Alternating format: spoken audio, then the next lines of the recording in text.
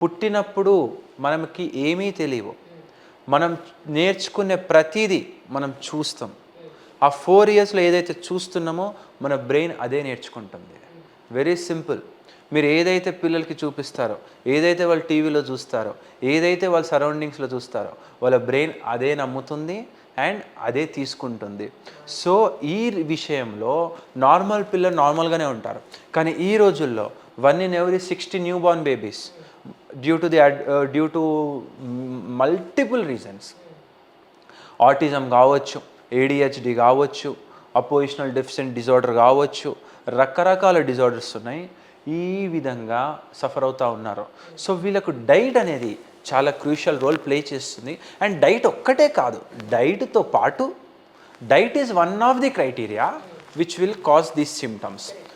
And so ఎప్పుడైతే మనం for example అండి మనం ఒక ఒక మంచి బాడీ పెంచాలనుకుంటాం, ఫిట్ జస్ట్ ఫిట్ ఉండాలంటే కేవలం అవుటర్ ఫిట్నెస్ ఉంటే సరిపోదు, ఇన్నర్ ఫిట్నెస్ కూడా ఉండాలి. In terms of daily activities కావచ్చు, నువ్వు తీసుకునే డైట్ విధానం కావచ్చు, నీ స్లీప్ సైకిల్ ప్యాటర్న్ కావచ్చు, నీ ఆలోచన విధానం కావచ్చు,